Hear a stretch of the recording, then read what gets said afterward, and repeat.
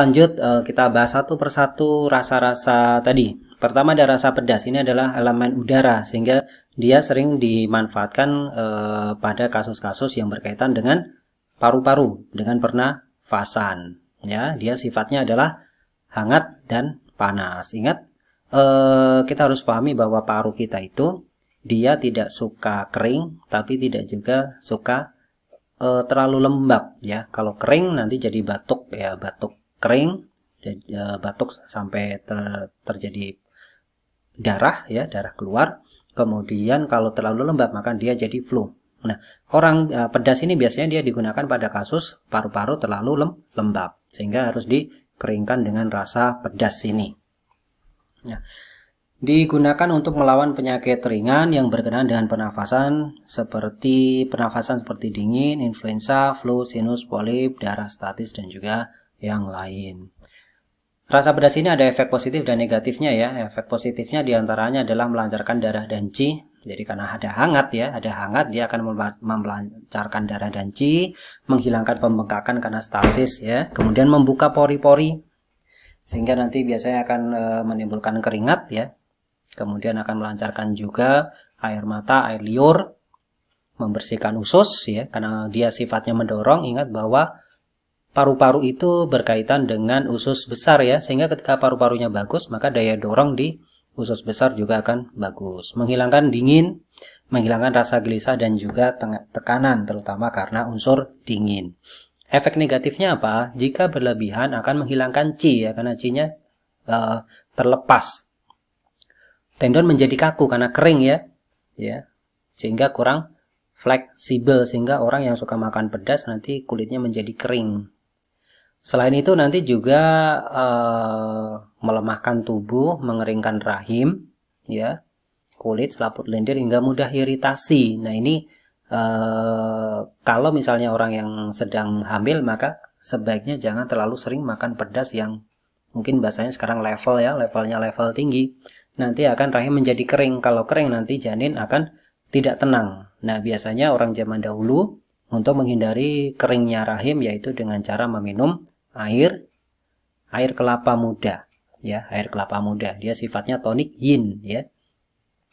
Kemudian efeknya lagi ketika berlebihan maka menyebabkan rasa tidak sabar ya, namanya panas. Panas itu sifatnya bergerak cepat ya, lancar. Maka ketika kita sabar berarti kan memperlambat, maka orang jadi nggak sabaran, maka orangnya cepat marah, agresif, dan juga serakah ini, dan juga serakah. Maka kalau misalnya orang sedang marah jangan makan yang pedas ya, atau orang lagi pengen beli ABCD, wah jangan makan pedas. Kalau makan pedas nanti tambah pengen yang lain lagi nanti. Lanjut ya, nomor 2 yaitu rasa manis. Ini masuk ke elemen tanah ya, masuk ke elemen tanah. Dia memperkuat dan mengharmonisasikan ya. Limpa lambung berarti ya, tanah artinya arahnya ke limpa dan lambung, tempat tumbuh. Bagusnya tanah akan berkaitan dengan bagusnya tanaman yang tumbuh. Efek positifnya adalah menambah kekuatan darah dan qi. Nah ini penting ya, manis di sini. Makanya nanti ada tonik darah dan qi biasanya rasanya manis ya. Ada madu, ada kurma, biasanya ditambahkan di situ. Mempunyai efek seperti tonik dan menambah nutrisi, kemudian menghilangkan kejang ya.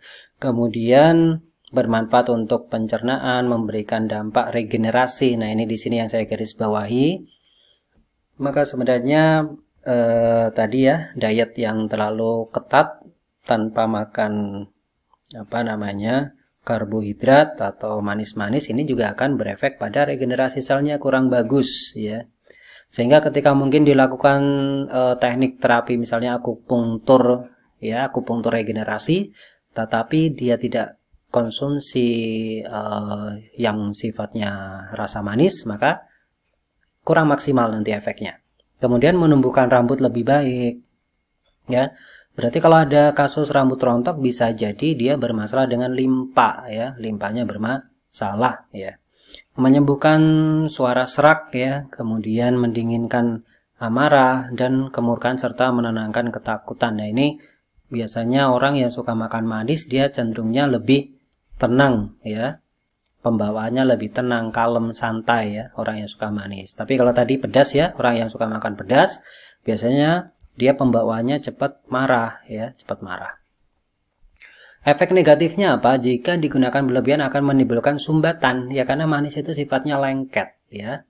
Kemudian keletihan, namanya sudah lengket, maka ketika dibuat untuk gerak maka menjadi lebih berat. Nah, ini menjadi berat. Kemudian menghambat pencernaan akibat kelebihan energi di ginjal dan juga di limpa. Jadi manis ini dia elemennya tanah, tetapi kalau berlebihan maka secara otomatis maka energi yang digunakan oleh ginjal dan limpa ini menjadi berlebih. Kalau berlebih maka otomatis nanti lama-lama menjadi lemah limpa ginjalnya karena makanan yang sifatnya manis.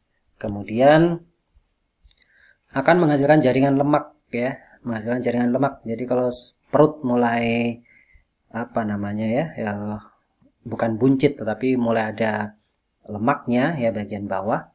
Beda ya nanti kalau buncit ya, buncitnya ini berarti ada sesuatu di organ, tapi ini jaringan lemak. Nah, ini kecenderungannya karena konsumsi manis berlebih, tidak sesuai dengan apa yang dibutuhkan oleh tubuh, kurang gerak begitu ya, kurang gerak.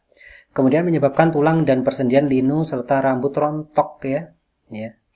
Kemudian meningkatkan kelembaban, kemalasan dan cenderungnya orangnya jadi puas. Karena kaitannya dengan sini tadi ya, karena orangnya tenang ya jadinya ya sudah sedikit cukup ya. Sebenarnya ada plus minusnya, puas itu ada plus minusnya, tapi kalau kepuasan diri ya kemudian dia kurang bergairah hidupnya.